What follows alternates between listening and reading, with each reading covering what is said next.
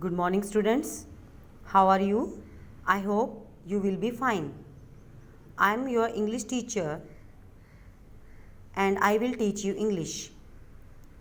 This is your book Crest Grade 5 Term 1. Today we will read page number 3 of chapter 1, The Oily Mess. This is a beautiful story. This story tells us how a lady is a lifeline of a home. She looks after her in-laws, husband and children. Without her, family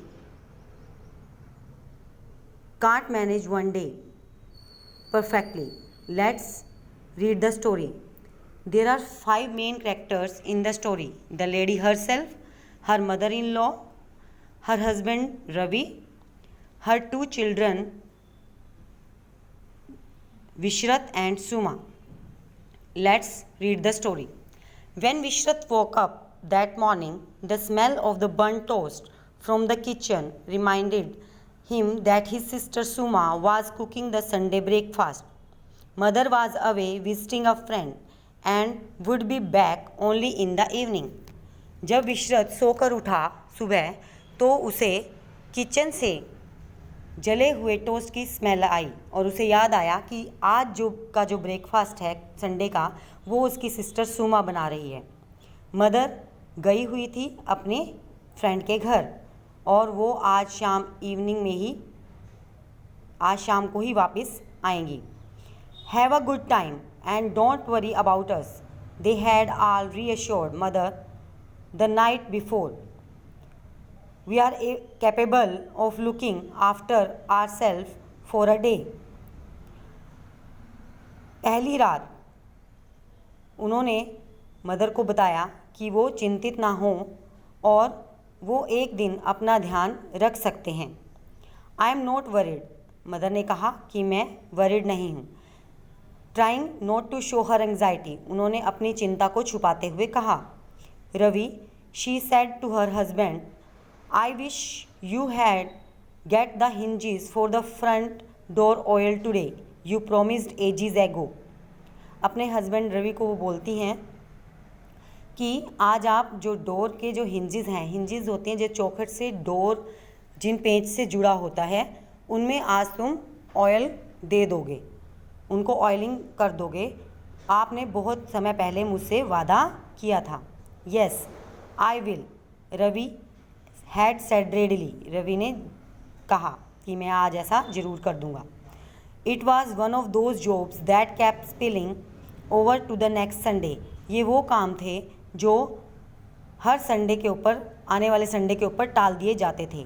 now the cracking was getting louder and grandma grumbled that she could not sleep. अब जो शोर था वो तेज़ होता जा रहा था और ग्रैंडमा ने बोला कि वो सो नहीं पाई। Breakfast ready called Suma from the kitchen. Breakfast तैयार है, सुमा ने किचन से आवाज़ दी। Whistling happily Vishrat swung himself out of the bed. और जो विशरत था वो ये बात सुनकर विस्लिंग करता हुआ जल्दी से बेड से उठा। With mother away he had stayed in bed longer than usual. जब भी उसकी मदर बाहर गई होती हैं तो वो बहुत समय तक बेड पर सोया रहता है। A few minute later he joined the family at breakfast. और कुछ ही समय में उसने अपनी फैमिली को ब्रेकफास्ट पर ज्वाइन कर लिया। Confident that neither Suma nor father and grandma would object to his coming barefoot and in his pyjama. और उसे ये कॉन्फिडेंट था कि उसकी सिस्टर सुमा, उसके फादर और उसकी ग्रैंडमा कोई ऑब्जेक्शन नहीं करेंगे उसके नंगे पैर और पजामे में ही ब्रेकफास्ट पर आने पर। The dalia looked rather gluey. Vishrat took a slice of toast scraped off the charcoal and began to eat. Grandma grimaced as she tried to eat the dalia which stuck steadfastly to her spoon. दलिया जो था वो जो सुमा ने बनाया था बहुत चिपचिपा बना था। विशरत ने एक स्लाइस ब्रेड की उठाई और उस पर बटर लगाया और उसे खाना शुरू कर दिया। ग्रैंडमा जो थे वो दलिया बिना मन के, बिना चाहे वो खा रही थी उस दलिए को, और जो कि बुरी तरह से उनके स्पून पर चिपका हुआ था। Why is it so lumpy she asked, उन्होंने कहा ये इतना चिपचिपा क्यों है। I cooked it exactly as mother showed me said Suma looking rather hurt, Suma ने कहा कि मैंने बिल्कुल वैसे ही पकाया है जैसे मदर ने मुझे दिखाया था। Very tasty said father bravely, father ने बहुत बहादुरी से कहा ये बहुत अच्छा बना है। इट इज़ द टेस्टीएस्ट दलिया आई हैव एवर हैड, ये बहुत ही टेस्टी है, ऐसा दलिया मैंने पहले कभी नहीं खाया। You would better get me a bottle of medicine from the chemist grumbled grandma, grandma ने बुदबुदाया कि तुम इससे अच्छा मुझे केमिस्ट से एक बोतल मेडिसन की ला देना।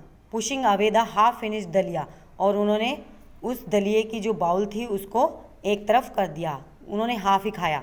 Just in case I get indigestion, अगर मुझे इसे खाने के बाद इंडाइजेशन यानी बदहजमी हो जाती है तो तुम मुझे केमिस्ट से एक बोतल दवाई ला देना।